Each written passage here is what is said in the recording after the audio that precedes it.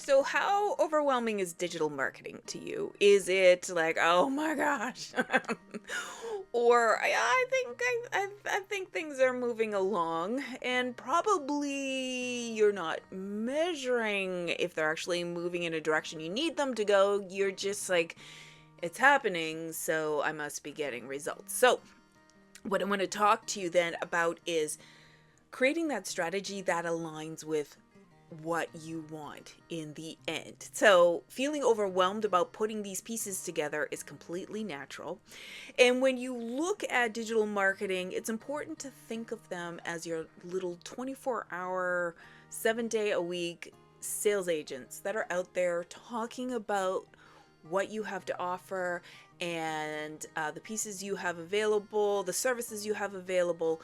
So, you need to give these sales agents the best possible chance of getting those new clients or customers for you that is possible. So, one of those things is, what do you want to achieve? Do you want more people to go to the website because you have an e-commerce website? Do you want more web traffic or foot traffic to your physical location? Do you need more people just to know who you are and what you do? The main thing is to pick one, maybe two goals at first and focus on them. So once you know really what you need to do, I need sales. Okay, well, you need to drive them to the place that the sales take place. You also need to convince them to buy your products.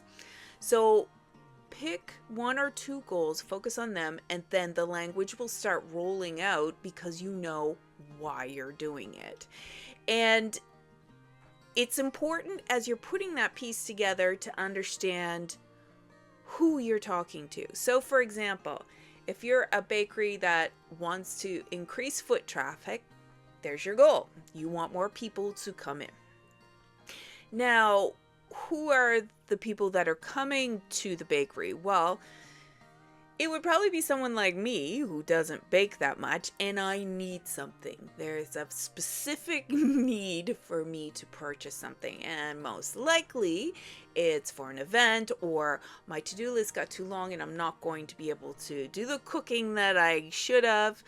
So now you're targeting a client who is working extra hours and they have an event. They don't want to disappoint their family, don't want to disappoint their commitments. Okay, so now things are starting to roll along, the conversations taking place. And that's what you think about digital marketing. It's that 24-hour sales agent conversation that's happening when you can't be there. So knowing that your audience is maybe stressed out and has a to-do list a mile long and they have an event they've committed themselves to for baking, there's all the pieces that should come together to make that post possible. So when you are now knowing what your goal is and you know who you're talking to, it's important to look at the platform and the language for each platform. For example, if you're posting it on Facebook, then you want to be more informal and try to create that connection. Instagram, you want beautiful pictures and a minimal text. And since you can't put the link in the post itself, you want to do the link in bio or to do it more like a brand awareness. So those really like rich, mouth-watering photos, for example, if you're a bakery. If you're doing it on LinkedIn, then who's on LinkedIn? Business professionals. So maybe you're talking more to people having staff parties or the hardworking business professional doesn't have enough time. So tailoring that conversation for each platform, even if it's just a little bit, now makes it relevant to your audience, and they're gonna be, oh, they're talking to me. They know what's going on. They know I'm having a hard time. Planning your content is another piece. So when you're putting it together, how do I word this? Like, I have a million ways to say it in my head, so I don't want to be mean, but it can't be all me. And it can't, because you wouldn't want the sales agents to just sit there and talk about themselves. It's important. that your web assets are speaking on your behalf, but it's a conversation, and it's a conversation that is happening in the cyber universe. So think about your content as either educating, entertaining, or inspiring. So a lot will be educating. Did you know that we offer custom bakery services? If you order by December 11th, we can make a custom tray of sweets that'll delight your staff party. Maybe it's entertained, so maybe it's a video of somebody running around like crazy and showing up with a bag of Ritz crackers, and you say, well, don't be that person. Call us, we can help. We'll work with you. If you have food allergies or sensitivities or need certain products used, we are happy to make this happen. Inspire is something, it could be the same pitch with somebody doing a Secret Santa baking piece to maybe a senior in your community, and dropping it off and inspiring people to do beautiful things for the people they care about.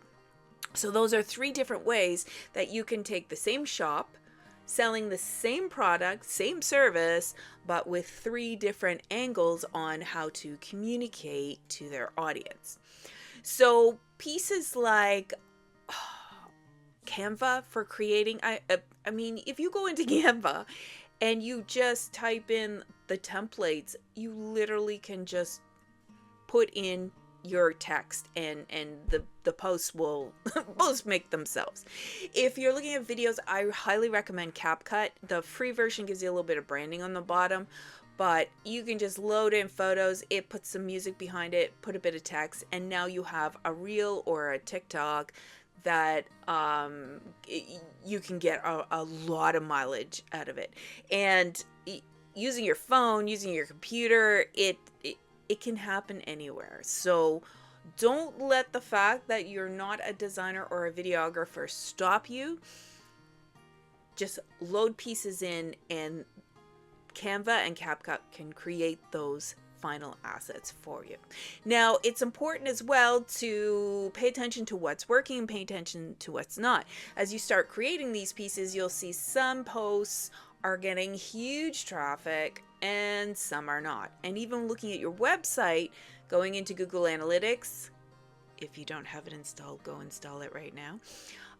You can see what pages are getting a lot of traction. So if you go in and see that, oh gosh, your contact page had 500 hits, and somebody or people clicked on your phone number 25 times, but you didn't get 25 calls, then there is a giant gaping hole in your sales funnel. So you really need to go back and review what's happening, because those would be fantastic numbers if they came in as real live results, such as sales or warm leads.